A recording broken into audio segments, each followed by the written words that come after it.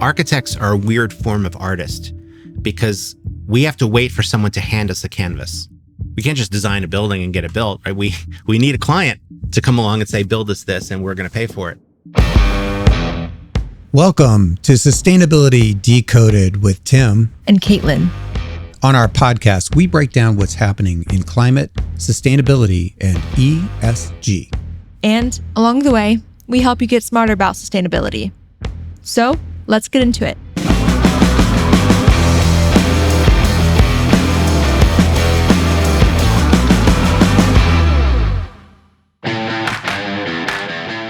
Buildings and construction are responsible for a massive piece of global emissions. As much as 50% of the CO2 we emit annually comes from them. But luckily, there's a movement to build greener buildings and retrofit the old ones to lower emissions. One of the OGs in that movement is joining us today on the show. Eric Corey-Fried is one of the originals in the green building space. He's the principal and director of sustainability for CannonDesign, author of Green Building and Remodeling for Dummies, and he's won countless awards and titles relating to green architecture. Additionally, Eric is a comedian, so he managed to sneak a few jokes into our show. In the episode, we got a bit of a history lesson on building codes and development of cities. Eric also shared with us the pros and cons of retrofitting versus building new, and what climate-resistant construction for the future looks like. If we want to solve for climate change, if we want to keep below 1.5 degrees centigrade, that means we have to change how we build our buildings, along with a bunch of how we drive and, eat food and stuff. But from my vantage point as an architect of what I can actually control, we have to change our buildings. And so imagine being passionate about your career and in love with what you do and thinking that you're doing something good and doing that your whole life, and then discovering essentially that you're killing people. I mean, that's kind of what it's like to be an architect today. And I've noticed this with my staff and my colleagues, and then certainly with my students, as I've been taking them down this very depressing road of reality of, what we're facing. This is the harsh truth about buildings, is buildings are to blame for a lot of it. I want to go back to the origin story. So, what led to the interest in sustainability? Because it looks like you've been around since the green building movement started. How did that all get going with your career? It's funny. It wasn't a decision I made. It wasn't like, that's it, I'm done. No more toxic buildings for me. I started 7 or 8 drawing buildings. And when you start very young being passionate about something, it gives you, oddly enough, it gives you a lot of patience and time to think. So imagine knowing at 8 years old you wanted to be an architect and telling everyone you meet, I'm going to be an architect. And people like, oh, that's cute, kid, not really taking it seriously. But in my mind, I was serious about it. So I thought, okay, well, I've got 10 years until I graduate high school. Let me prep. Right. So I started reading books about architecture and just obsessing like any kid does. And I guess I could have just as easily obsessed over dinosaurs or something, but I didn't. I obsessed over architecture. And then when I was 10, my parents took me to see a building by Frank Lloyd Wright. It's his only building in Philadelphia where I grew up. And it's a synagogue, and it's this majestic thing. It was one of the last buildings he did before he died. In fact, they finished it posthumously. But it's a gorgeous building. And I spent the whole time just not paying attention to the little show that was going on, the service or whatever, just staring at the building and my mom nudging me, sit still. And I was blown away by this because it was the first time I had seen a building that was about something. And what it was about was connecting to nature. Right. And so that was my introduction to Frank Lloyd Wright and to nature. And really this idea of a building should be one with its surroundings, one with nature. And that's what really started this path towards sustainability. And then imagine my surprise when you start reading about all the impacts that buildings have in terms of their operational carbon, their embodied carbon, how much energy it takes to cool them and keep them comfortable. And then you realize, holy smokes, there's a lot of room for improvement here. It was my thought. I can't imagine a better role model to inspire your career. That's fairly incredible. But, now that we're fully into the green building business and we can kind of see the sustainability challenges ahead of us, I can't imagine the pressure on your industry. When I look at the statistics of, half of global warming is accountable by buildings. And then, the growth, the square footage growth is like adding a New York City every month for the next 40 years. Right. And most of that, or a lot of that, is embedded in the actual building material. So once the building's constructed, you can't do anything about it. And add to that 2/3 of the buildings that are here with us today will be here with us at 2040. So, you've got a lot of sort of challenges ahead of you. Like, how does the architecture industry deal with all of this? Well, on the one you're bumming me out right now because when you say it like that, the numbers sound pretty bleak. But on the other hand, there's some inherent advantages to it. Number one, buildings aren't like cell phones, right? We don't build them and then discard them after 3 years. So we can use that in our favor. Number two, buildings stand still. They don't move around. So we know where they are. We can track them. And then number three, we can model them really accurately. So we can model the energy performance that they'll have before we build them. We can do that with existing buildings or new. And then we can also now calculate the embodied carbon that goes into making them, right? How much upfront energy was released in making them. And then we can track all that. We're essentially using, not to do a plug for you guys, but we're using Persephone to track that. Because what I realized was that we are somebody's scope 3 is kind of how I think of it. Scope 3 emissions are indirect emissions that happen anywhere in a company's value chain. Businesses are not responsible for reporting them to the EPA.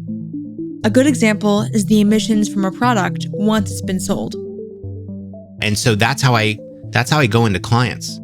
We're meeting with the clients often for the first time. I'll do this. And I'll go in prepared. I'll look up that they have a commitment to be carbon neutral by 2030.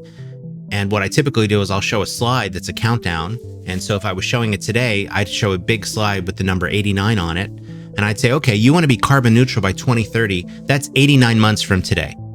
How is this building going to get you there? Because on the surface, it seems like if we build the normal traditional way, all we're doing is adding to the amount of offsets that you're going to have to purchase downriver. Carbon neutral is a similar idea to net zero, which we've discussed before. Businesses commit to lowering their carbon output, and then they fund climate change mitigation projects to offset the emissions they can't reduce. And that's what really starts the conversation.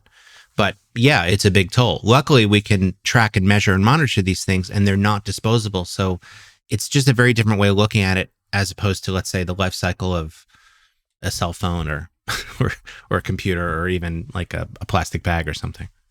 So when you're having those discussions with clients, is it the same dilemma of, more upfront capital costs, maybe reduced operating costs, and there's some sort of ROI or crossover point down the road? Is that kind of the discussion that you have? Yeah, that's exactly it. And that's always been the struggle. And for the last 30 years, that's been the struggle with green building is, look, if you're telling me you want to build the cheapest, nastiest, grossest, most toxic thing ever, then yeah, we can build pretty cheaply, but it's going to cost you in the long run. So let's not just focus on the upfront cost. Let's do a full life cycle costing analysis and figure out what we do. And so everyone involved in green building gets very good at this exercise of taking everybody's eye off of the upfront cost number and into the full life cycle cost. Because if I put in an efficient heating and cooling system, it'll pay for itself in, 5 years, 6 months, 5 days. And we can calculate that down to the day of what the payback will be. And then added to the beauty of that is a rising cost of utility electricity that is slowly decarbonizing, but not as fast as I'd like. But the rising cost, which has become unpredictable. And if you have a large institutional client like a hospital or a university, they're getting pretty fed up with not being able to predict how much electricity is going to cost them in 10 years. So that's a lot of pain points that opens up the door of me going in there and saying, let's build a zero carbon building. Let's build a net zero energy building. Could you define quickly what the difference is between embodied carbon and operational carbon? Oh, yes. Like, what are those two? So let's use the analogy of a car. There are very fuel efficient cars. There's electric vehicles on one end, and then there's Toyotas and stuff in the middle. And then there's Hummers at the other end. And the electric car, of course, uses electricity and doesn't emit anything, doesn't use any gasoline at all. And then the normal cars get anywhere from 14 to as high as 100 miles to the gallon, right? Depending on what the car is. That's the operational energy, how much energy it takes to run the thing. And for a building, we spend half of the energy just heating and cooling the thing because humans are so frail and we only like temperature between this very narrow band. And I'm cold, like all that stuff that you hear all the time. That's us essentially trying to keep the building around 68 degrees, every day, all day. That's operational energy. Mm. If your building is in California, well, your carbon footprint, the energy that you're buying in California, is actually pretty green. If your building's in Wyoming or West Virginia, well, it's not. It's 100% powered by coal. So your carbon load of that varies wildly. And so that's where we need to use special tools to figure that out, like Persephone. But that's all operational. And we're able to build a very efficient building now because we know what it'll take to do it. The trouble is, when we build the building, think about all that goes into building a building. All that concrete, all that steel, all that aluminum, all that glass. These are very high carbon emitting materials. So all of that upfront energy that takes just to make the materials to build the building, that's embodied carbon because it's embodied in the building. It's a one-time fee, right? Like all this energy we do to create the building, it's a one-time emission of carbon, but it's pretty steep. Mm-hmm. And if our timeline is to get to zero by 2050, that means, to Tim's point, that we're doubling the world's building stock by 2060, and we're building an area the size of New York City every 4 to 5 weeks. That means we're going to emit a lot of carbon to do that. And if they're net zero energy buildings that are low to operate, great, but we're still emitting a lot of carbon to build all those things. And so we have to look at both. We have to look at how much energy it takes to run the thing, but how much energy does it take to build the thing? So not just how much gas does the car use, but what'd you make the car out of? And how carbon intensive was that? That's the full picture. And as you've seen this evolution over the years, and I've certainly witnessed it myself, I wanted you to comment maybe on the way the discussion has evolved. I can remember when we first started to see the LEED certification plaques go up in the front of buildings, and you still see those proudly displayed in a lot of buildings. But from what I just heard you say, maybe the discussion has shifted a little bit to somewhat of a more dollars and cents ROI kind of discussion. I'd love to just kind of hear your comments about how this entire discussion has evolved since you've been involved in it. Over the last 20 years, LEED, which is a green building rating system and probably the most popular in the world, has been a great tool because it's essentially said, okay, if you want to build a green building, this is what constitutes a green building. And it provides credits and steps and levels to do that. And it's still very useful to that end. But now we're dealing with clients that they're looking at their carbon commitments. They're getting pressure from shareholders. They're getting pressure from their credit rating agencies, their insurance agencies, their own customers, their students, their staff, their patients, whatever they are. They're getting a mix of pressures coming in to stick to those carbon commitments. And a LEED building is great, but it's not really addressing carbon in that meaningful way. So most of our clients are saying, yeah, LEED's fine, but it's not enough. We need to really be looking at net zero energy and net zero carbon. That means really taking a much deeper dive into the materials that we use and how we build the building. So that's how the evolution's changed. And then we justify it with life cycle costing. I discovered a very long time ago as an architect, I'd be in meetings and there would be materials that I would show people. I would roll out this countertop and I'd slide it over to them and I would say, what do you think of this for your kitchen? And they would just fall in love with it. Oh my God, it's so gorgeous, And they wouldn't know that it was made from recycled vodka bottles, right? They just fell in love with the beautiful of it. Is that all from your recycling bin or do you use other vodka bottles? From the block, But it taught me this very powerful tool, which was people make decisions based on emotion and then they back them up with logic. And with sustainability, that's very much, let me make the emotional appeal to them first, and then let me justify it with reason and logic so they can at least stick by that decision. So that's the way I handle it, right? I start off with, okay, you want to be carbon neutral by this date. How is this building going to get you there? That's a very emotional, pressure-filled thing. And then we back it up with, look, and it's also going to pay for itself. And also it's going to do this and that, and it's going to be a better building, and on and on and on. I'm always doing the 1-2 punch. You kind of have to. Again, a building, on the one hand, it's not a disposable item. It's a big thing. It's going to be in service for a while. So it adds to the pressure of the decision-making. A cell phone, if you pick the wrong cell phone, you figure, I'll just get another one. But with a building, you don't do that. So I'm essentially addressing their heightened emotional state by giving them that emotional punch and then backing it up with logic. Ideally, moving forward, when we build all these tens of New York cities throughout the years, we can choose a sustainable option, right? We can use the innovations that are coming out. But what do we do with all of these old, kind of disgusting, inefficient buildings, maybe who aren't so sustainable?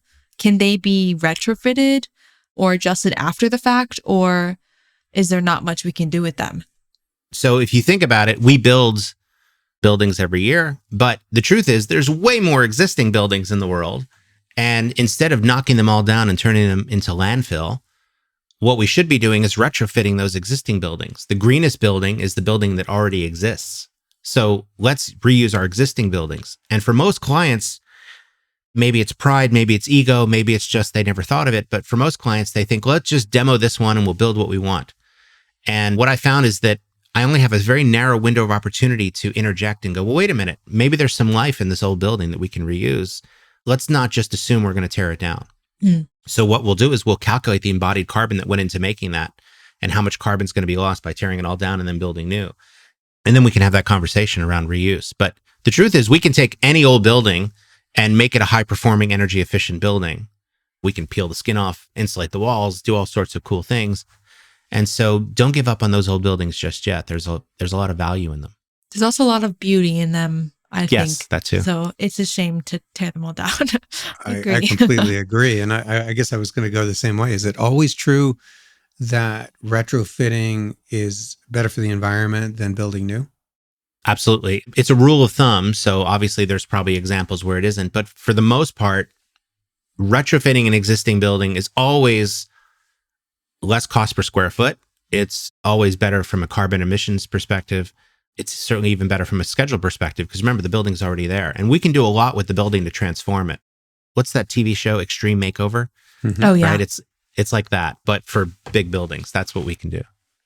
When you consider new construction, kind of going to the other side of now, are there any areas, and I'm specifically thinking about some of the rapidly emerging economies around the world, are there any particular regions where you're seeing green building absolutely taking off? Because we talked about the statistic of as urbanization takes hold, more and more people move to cities, we're seeing this massive ramp up in construction. So are you seeing sort of a regionalization of the green building movement? If you think about it in the scale of human history, this urbanification, or whatever you want to call it, where more than half the world's population now live in urban centers, that's never happened before in our history. We've always been fairly spread out and nomadic. And so from a human history perspective, I think that's a bit of a tipping point. More than half of us now live in urban centers, and it's going to continue until it's about 70% by 2050. And in one sense, that's good news because it takes a lot less energy to move goods and services around when we're all close together. But on the other hand, a lot of cities aren't really built for this. They are hot and full of concrete and asphalt and things. So we have to rethink our cities, but we can't just go build new ones out in the middle of nowhere. We have to adapt our existing cities to do that. But yeah, there are these kind of sustainability pockets. And I would say the US is one of them in its own way. I would say that certainly Canada is another one, although I love Canada, but it's the size of California, it's a little different. Population wise, right? So, right. Yeah. Population wise. And then, of course, the EU is doing remarkable things. We're seeing remarkable things in China because the scale of what they're building is immense. And China is a country of contrast because on the one hand, they've surpassed us as the biggest carbon emitter. They're building 50 dams a month or something crazy, just massive amounts of concrete and materials and resources and coal that's being used. But on the other hand, they're also surpassing us in terms of solar and wind and all these other things. So we're seeing pockets and glimmers of hope everywhere. Tell me if this is out of scope, but I do feel like with the move towards urbanization and larger cities, that you sort of edge right into the urban planning space. How much of your world in green building gets into the urban planning issue, or does it at all? The short answer is as much as the client lets us. Architects are a weird form of artist because we have to wait for someone to hand us a canvas. We can't just design a building and get it built, right? We need a client to come along and say, build us this, and we're going to pay for it. So it's really how much we want to push the client. I'll give you a couple examples. At my firm, CannonDesign, in part because we're such a large firm and work on so many projects, we have an advantage that if we're building anything, we can stop and say to the client, how does this fit into the larger community? How does it fit into the larger context? Who from the community should we be inviting in to have that conversation? And oftentimes we'll use it through a lens of sustainability or equity. And it's a chance to have conversations that the client might not normally have thought of. They just want to build their building or their whatever. And so we're giving them pause to do that. On the other hand, if the client comes in and says, we'll definitely demolish that existing building so we can build our new one and definitely build a $30 million parking garage right next door, we also then can interject and say, well, wait a minute. Let's look at the value of that existing building. Let's look at the carbon of that existing building. Let's do some schemes to see if we can make that existing building work before we just assume it's torn down. And then if we're building this big, expensive parking garage next door, what if we design the parking garage so that way 10 years from now, you could adapt it into an office building? How would that change our design of the parking garage? Well, maybe we would change the grid spacing a little bit. Maybe instead of using slope floors in a parking garage like they normally do, we'll do level floors with ramps. So the ramp section could be removed and an elevator put in. Let's design it to be adaptable. Because my reluctance is that I don't want to commit a client to any sort of fossil fuel infrastructure today and then doom them to 50 years of that. So we're getting better at interjecting and saying, how can we design for the community? A building is not just a building. It's part of an interconnected web of networks and infrastructure and community and history and legacy systems. And we're constantly looking for ways to push the client to address that larger context. So as we edge into the urban planning, it brings in a question from my side, which is regulation. Are we seeing this area, since it is such a massive environmental impact, and we've only talked about climate so far, I'm sure there's other impacts that we can discuss, but are regulations starting to really catch up to where the industry is going or getting ahead of it? How much are regulations affecting what you're doing?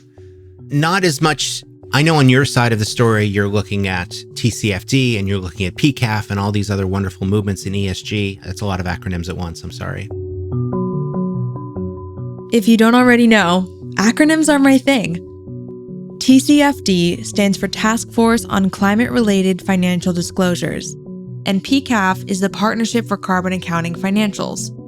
Both are working to establish regulatory frameworks for climate accounting and disclosure. But Eric says architects are generally regulated by something that's been established for a while. You know, for us, we're dealing typically with a building code. And the building code is typically not leading anything. It's usually following.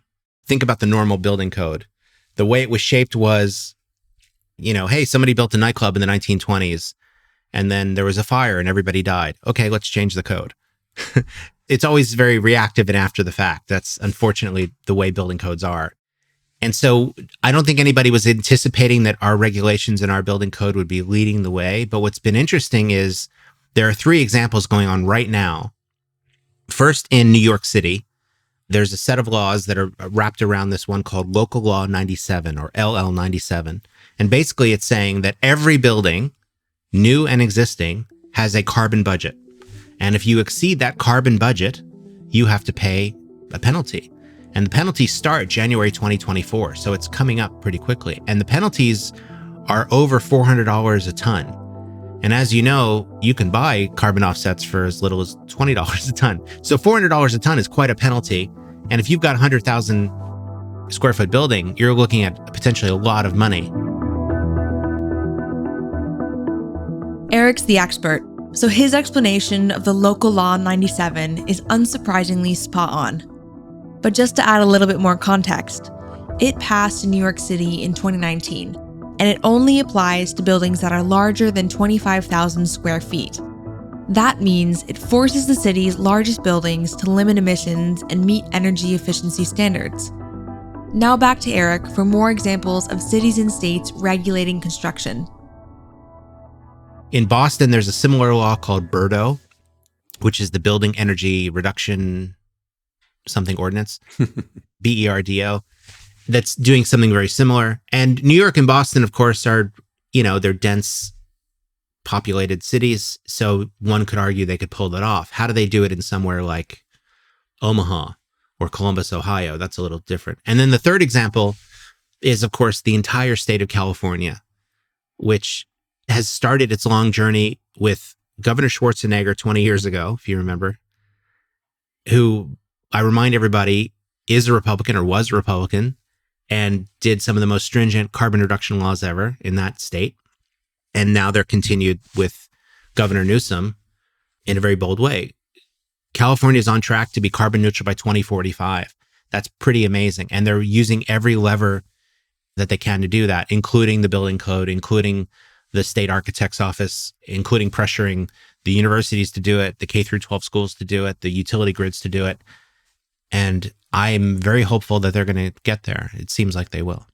You know, in California, of course, we're seeing like these crazy wildfires. And I know all around different parts of the country, we're seeing sea level rise. And I've seen videos of like houses going into the ocean, New York being hit by hurricanes. And I know like on the insurance side as well, insurance companies are like, I don't want to insure your house against climate change, right? Like, how can I deal with that?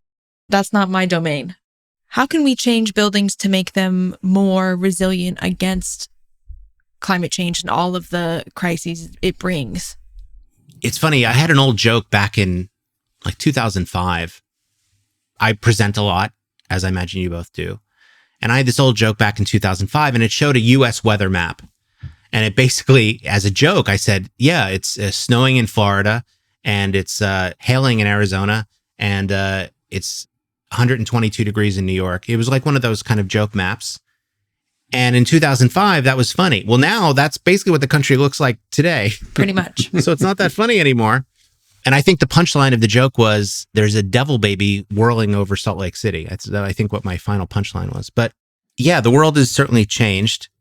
The other joke in California is that the mudslides are putting out the wildfires. That was the other kind of stupid joke. But oh, gosh, yeah.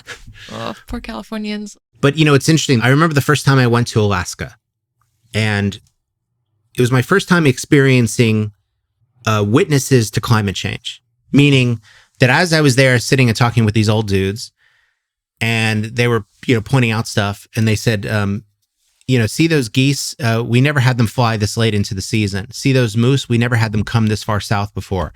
See these mosquitoes? We never got mosquitoes here before. See that glacier? We've never seen it recede so much every summer. Like, they had lived long enough to witness climate change. And that was 20 years ago. And that was my first experience with it. And then you go to Cuba and you kind of see the same thing. Now, I think what's changed in the last 3 to 5 years is that all of us across the world have now also bear witness to climate change. It was never this hot this time of year. It was never this cold. It was never this wet. It was never like, we're all experiencing that. Just ask people in Miami, Florida, how they feel about king tide flooding, and they'll tell you that they're bearing witness to climate change in real time. And that's having an effect. Unfortunately, I wish it had an effect 30 years ago, but it didn't. How do we make buildings more resilient? Well, certainly we can strengthen them up. We can shore them up. We can build fire barriers around them. We can bolt them to their foundation. We can use stronger materials. But there's also this idea of, well, maybe we shouldn't be building them on the edge of cliffs, and maybe we shouldn't be building them within 100 feet of a coastal line. And we have to rethink a lot of our assumptions around these things. And it's going to be tough. Caitlin and I were just together in the UK, in Britain, where the temperature soared over 100 degrees Fahrenheit, 40 degrees centigrade, which was a record in Britain. And we experienced that together. It was really quite something. But what you realize right away, we were in Oxford, where many of the buildings are hundreds and hundreds of years old, and they're lucky to have electricity, much less air conditioning. So as this goes forward, I think there's going to be huge challenges to the building industry writ large, and perhaps in the wrong direction when it comes to environmental impact, because just to keep people safe, you have to keep them cool in those kinds of environments. And plus all the issues that Caitlin was bringing up about adaptation to weather events. I mean, that's got to be a massive challenge to your industry. Adaptation is also interesting because we tend to adapt only to the immediate threat. I think human beings are wired to whatever the last big issue was. So, for example, I design a lot of hospitals. Because of COVID-19, that's really shaped our hospital planning and design, obviously, and it should. But normally in a hospital, you'd have, let's say, 15% of the patient rooms would be ICU rooms, meaning that they're pressurized and equipped for intensive care unit care. Now the talk is that the hospital would like to potentially convert every room, 100% of the rooms, into ICU if needed. Well, that's a lot of extra infrastructure. That's a lot of extra ducting and piping and other things that we have to do that. And that's all a response to COVID. That's the thing that they're obsessed with right now. You know, when I go into communities that have been hit by some sort of climate event, for example, Hurricane Sandy in New York, Katrina in New Orleans, I remember going down to New Orleans right after Katrina and then touring the Ninth Ward, which was very grim. And it was essentially it looked like a burial ground. And so all of the discussion after those two events, Sandy in New York and Katrina in New Orleans, was how do we deal with the next hurricane? But there's way more stresses and shocks to deal with than just the hurricane. But our human monkey brains tend to only focus on whatever the last big catastrophe was.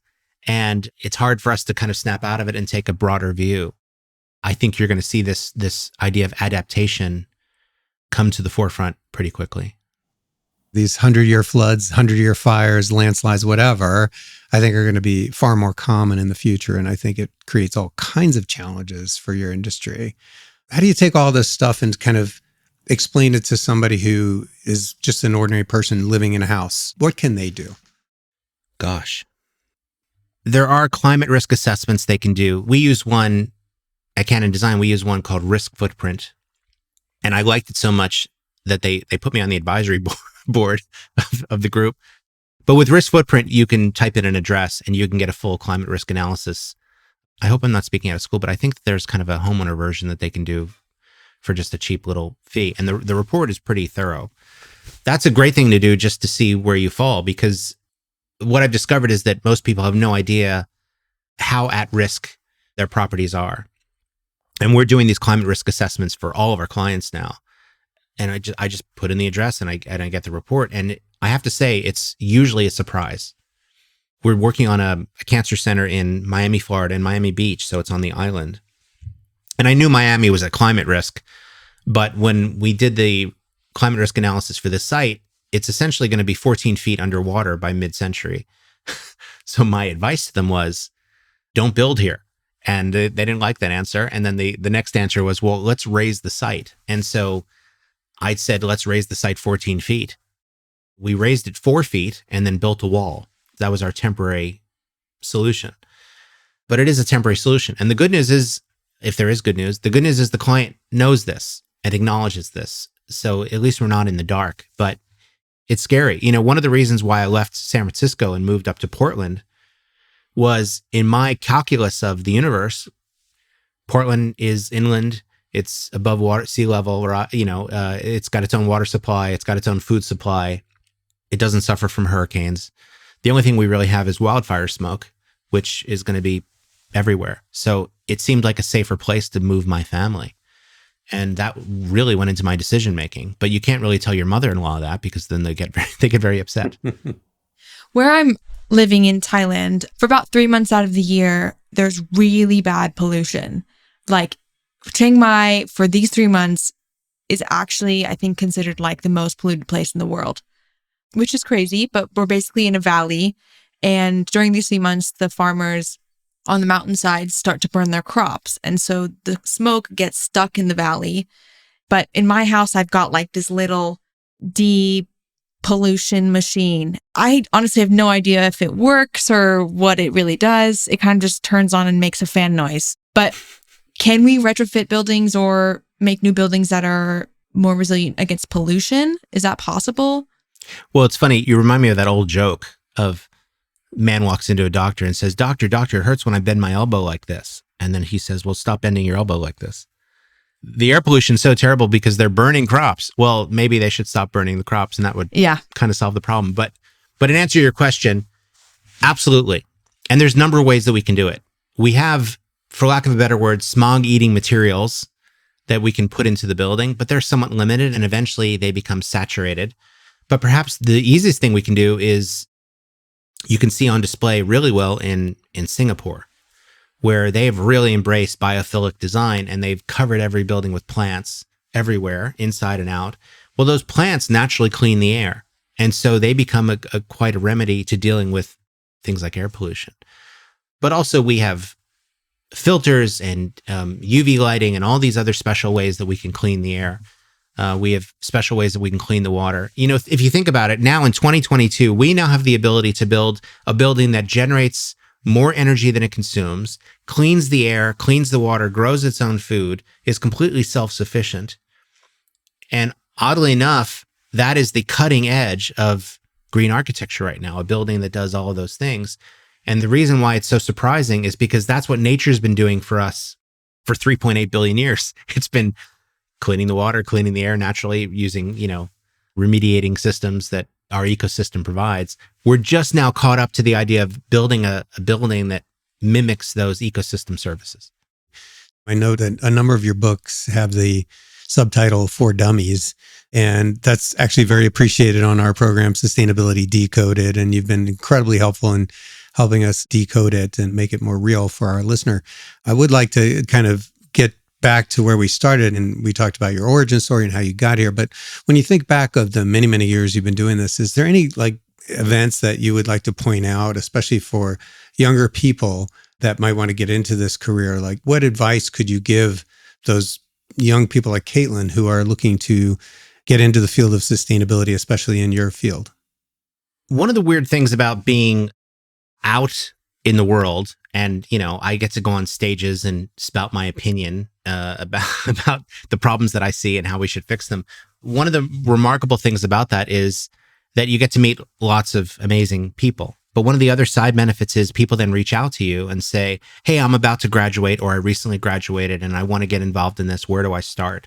So this is a very common question. And I lead them through an exercise, and I'll do it with you very quickly now. But what I do is I say to them, okay, could you right now today, without any further training, any further schooling, could you today identify problems that need to be solved? They could be in your school, they could be in your community, they could be in your city, they could be in your state, they could be in your country, they could be in the world. But could you today, without any further training, identify problems that need to be solved? And then usually the young person will kind of reluctantly nod their head and go, yeah, okay. Could you today, without any further training, could you brainstorm potential solutions to that problem that you identified? Could you do that today? This is where they usually, well, I've never done that. I'm like, shh. Could you, like if I had a gun to your head, could you brainstorm solutions to the problem that you identified? And they're like, well, yeah, if you had a gun to my head, sure. I'm like, okay. Could you package up your solution to the problem that you identified? Could you package it up in a way that people could understand it today without any further training? Well, yeah, but I've never, could you? Gun to your head, could you do that? Yes. Okay, let's recap. Today, without any further training, without going to grad school, without having the perfect dream job, you could today find problems that drive you crazy, that need to be solved, problems that you're passionate about.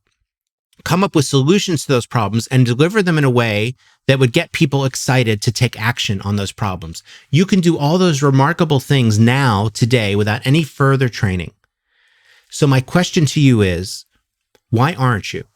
What's holding you back? And I've gone through this exercise now with well over 500 young people. And I put this to them. Come up with an idea. And if it's a good enough idea, you will be amazed at what happens.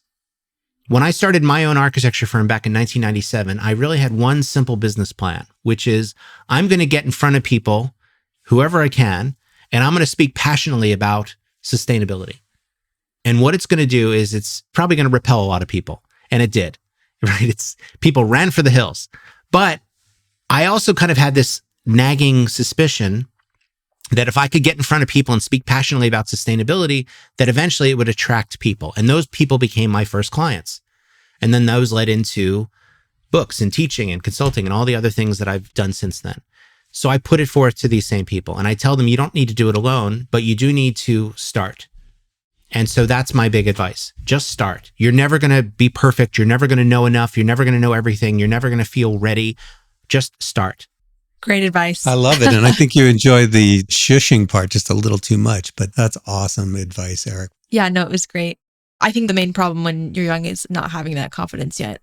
You think there's like some sort of mystique about everyone older than you, that they just know so much more. But everyone was in this position as well, right? At some point. So you just have to make that first step and then keep making the steps, and one day you'll get there. And yeah.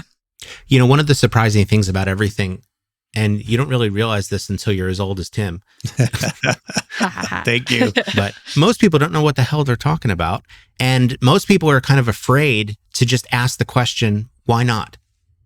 Right? And if you're in sustainability, you're going to be doing that all day long. Hey, do you think that this building could just generate all of its own energy on its own? And they'll go, no. And I go, well, why not? And nobody wants to ask that question. They just kind of, oh, well, this, she said no. Well, screw that. This is urgent. Why not? Tell me why not. I'm not going to let it go until you do. Like, you have to become a bit of a pushy jerk in sustainability to get things happening. And the real art is doing it in a way that people don't think of you as a jerk. Like oh God, he's so creative. Like, you have to find a way to do that. But really, at the end of the day, I'm just a pushy jerk pushing people to do these things. You heard it here first, the sustainability PITA. That is the takeaway message for young people. Be a pain in the ass. Thank you so much, Eric. Fabulous discussion. Really good. Thank you. It was awesome.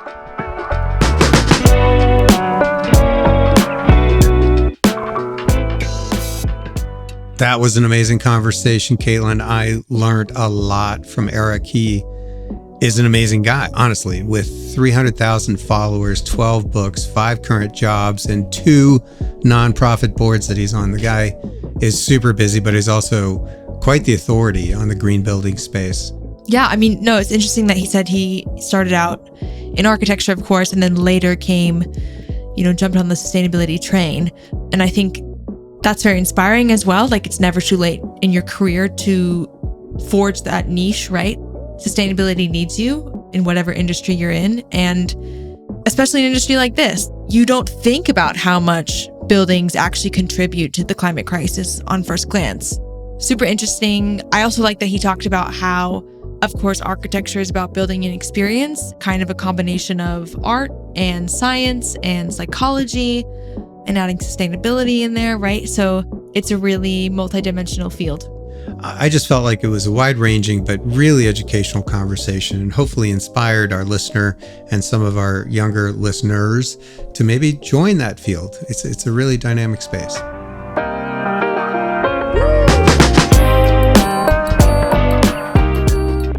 That's it for this episode with Eric Corey Freed. If you want to learn more about Eric and his work, go to CannonDesign.com. Link is in our show notes. Before we go, please don't forget to subscribe to Sustainability Decoded with Tim and Caitlin on Apple Podcasts or wherever you get your podcasts. While you're there, it would be great if you could rate and review the show. Thank you all for listening, and we'll catch you in our next episode. Sustainability Decoded is produced by our incredible team at Persephone and Human Group Media. If you want to learn more about Persephone and our climate management and accounting platform, please visit our website, persephone.com.